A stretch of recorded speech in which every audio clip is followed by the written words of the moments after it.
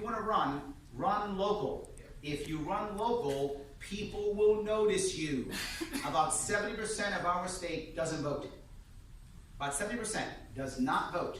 They don't vote because they think nobody cares, it doesn't matter. And guess what? They're right. They're right. We have to change that. And if we show up at the local level, you will see people come out. I've been very lucky recently. You guys might know this. When I first started this months ago, I would show up at an event, 2 people show up. That's it. Me and 2 people. No one else. Now I show up at an event, 30, 40, 50 people show up.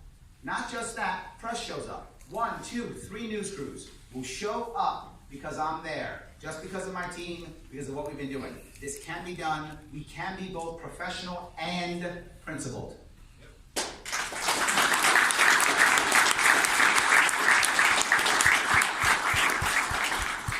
On top of that, there is something we have to work on here, and that is getting people who don't vote to vote.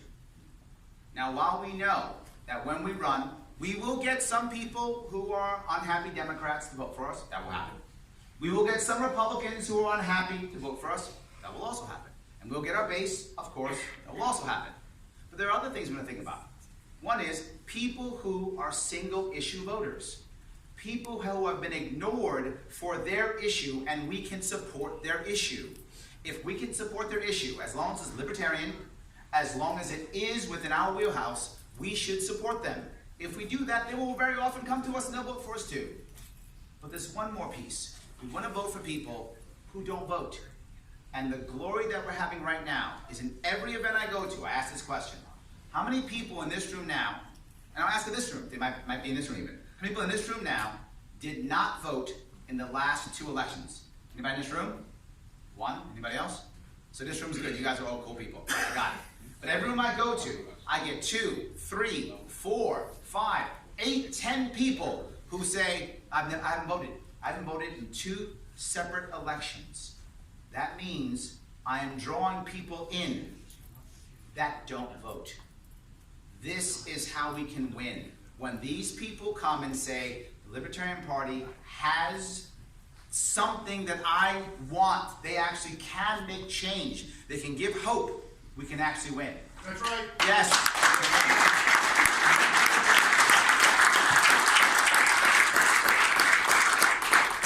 Now, Bernie gave hope to the left, and Trump gave hope to the right. And that's why those people came out. A lot of them came out. Tons of them came out to vote for them. And the Democratic Party wasn't so broken, Bernie would have been their nominee. It would have been Bernie against Trump. 2 people who give the left and the right hope. We have to be the party that can give anybody hope. There you go. We do that.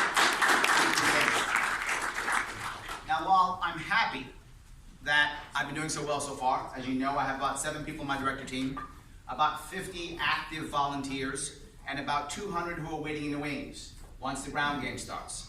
That's a lot of people. That's a lot to work on.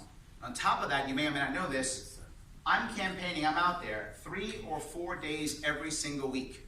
I'm upstate, I'm downstate, I'm wherever I can be. Western New York, Central New York, I'm everywhere I can be. I'm doing the meet and greets, I'm doing the handshakes, I'm doing the media. That's what I'm doing. Now, why do you care about that? Because I'm an entrepreneur, which means if I'm not in front of clients, I'm not making money. That means my income last year dropped 50%.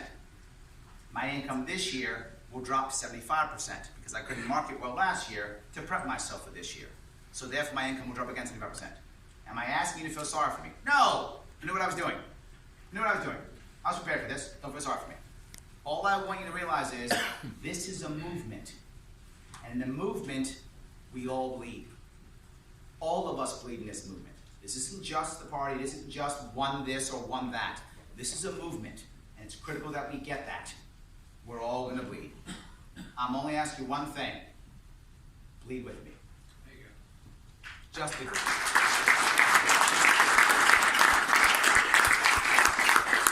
Now, what often happens in these elections is we start off excited, everything's awesome, everything's great, and then all of a sudden, well, it's all gone now. Oh my God, because we don't get into debates and no one notices us. And I'm going to give you 2 things of good news. Number 1, I'm being recognized now in the street. That's happening. A good story, the first time I was recognized was actually last summer. I was coming back from a plane trip from, I think it was Rochester. I'm sitting down on the curb at LaGuardia Airport waiting for my ride. A guy comes over to me, looks down at me. I look up at him. He pulls out a badge. I look up and I go, oh, what is this? No sitting zone or something? What, am I going to get a ticket here? So I get up and the guy says, are you Larry Sharpe? I said, yeah. He goes, big fan. Didn't know how to act. First time I was recognized. But that's been happening again and again and again. Just recently, I think I was outside of Syracuse, and I go to a hotel, and the guy looks up at me sitting down, and he goes, I hope you win. I said, oh, great, did you come in for the event? He goes, no. He goes, I work food and beverage here. I said, no, you know me? He goes, yeah, I follow you on Facebook. That's happening again and again and again. We're getting recognized, people are knowing who I am. In fact, Mark just brought it up. Mark, where are you? Is Mark here? He took off? All right, Mark took off. Mark told me, he said he found people who were coming to him and saying, I heard about Larry Sharpe, and he didn't bring it up. They heard about me someplace else. It's coming out. It's working. More importantly, and my communications chief, Lauren, will tell you, Sienna is now asking for my information for the next poll.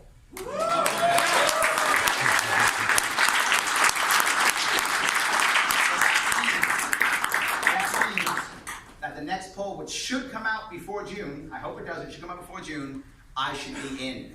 We're in the polls, people are recognizing us, we're in the media, this is working. Now, Larry, you might say, it's great, but are we going to get our 50,000 votes? It's not going to happen. Be very forward. That's in our rearview mirror. And right. That's in our rearview mirror. The days of us worrying about whether we're going to votes, those days are over. The days of us worried about getting ballot access after this year, those days are over. They're over.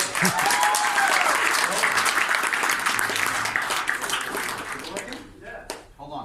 Do we have any sound? There's no sound for this. Is there a way Right here? to? Yeah, I can hear it, but I mean, Put the More? microphone Back right up, put it in. audio. No more? Audio jack. Put it. Put it right here. Where's the All right. Where's the actual? Can you go back again? Where's that? There's no audio jack. Where's the next time out? Alright, don't give me sound. But anyway, I want you guys to see this if you will. This is all the press. This is all the press that we're getting. I need to look into getting that. Again and again and again, you will see us getting on the press. Again and again and again. You're seeing me talk about what we're talking about safe act, talking about the issues that matter to us. I'm staying principled, they're paying attention to me, and we are winning. This is happening. We put this together in just a couple minutes. And if you've been paying attention, you're seeing it. As we get more and more of this, we will eventually get the big boys too. They're coming. This is our beginnings. If we do this well, we are going to win. All right. That guy's very handsome. There we go. That guy's very handsome. But you see everything we're getting. Again and again and again, we get a bunch. But I want to bring up one more thing if I could. I want to talk about who I want to help me on this journey. Now, the person I want to help me on this journey took me a long time to find. It took me literally months. There were actually about 6 people who I was looking at to be on this journey. 2 of them told me no, so they were out. But then there were 4 more. And I spent a lot of time thinking about these 4 people. I thought about where they're from. Does that matter in this state? It does. I didn't want to make the mistake that others have made, the entrepreneur mistake. You guys, you know who I am. I teach entrepreneurs. Entrepreneurs often make a mistake. They want to hire themselves, right? They want to hire someone just like them. I didn't want to do that. I wanted to hire somebody different. I didn't want to hire someone who was just like me. I wanted to make sure I had a partner. But not just that, I wanted to make sure I had someone who I knew could work hard with me, for me, and when I wasn't around.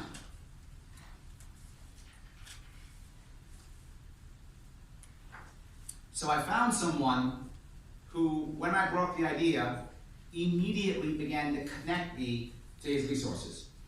He immediately began to connect me to people who could vote for me, people who would support me, people who would support me financially, people who would support me ideologically. He immediately began to do that. Before I gave him anything else, he just began to do that. The people he talked about, the people he connected me with, began showing up at my events. They began supporting me. So immediately, they began to support me also. The person actually decided to watch my videos and take notes and decide, whose phone is that? It's a computer. Is that someone's computer? Your presentation. Is it? Text. Oh, it's back there. Okay, good. All right, good. All right, no worries. All right. So that person who began to support me immediately and was from the right area and had run before, after a lot of discussion with my team, I wanted that person to be Andrew Hollister.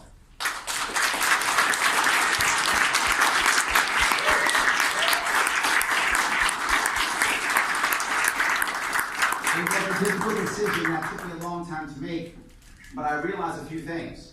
And this is going to sound crazy, but I realized something. He wasn't me. And that was good.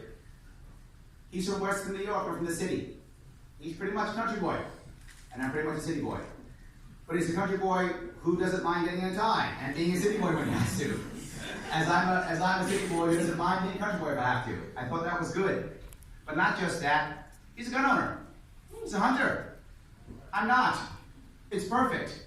And when I asked him about my views, and I said, did you watch my videos? He said, yes. And he said, Larry, I agree 99%. And I only wanted 80. He was 19 points above what I wanted and what I expected. And not just that. He was someone who said, yes, Larry, I'm prepared to bleed the same way you're bleeding. I'm an entrepreneur, and I'm prepared to bleed just like you're going to bleed. I'm an entrepreneur, I'm prepared to take days off and campaign the same way you're going to campaign. And most importantly, his family is behind him. And that matters even more. Because those of you who campaigned before know, if your spouse, if your partner, if your family is not behind you, boys, it's not going to work. And that happened too. So I hope that when you decide, Lieutenant Governor, that you will do what I think is the right thing. That you will, I hope, decide that what I did was not hire myself. What I did was think this through, listen to people, and make the right decision. If you believed in my decision-making from the past, if you believed and watched my execution in the past, then I hope you will believe that what I believe, the next Lieutenant Governor of New York, should be Andrew Hollister. There you go.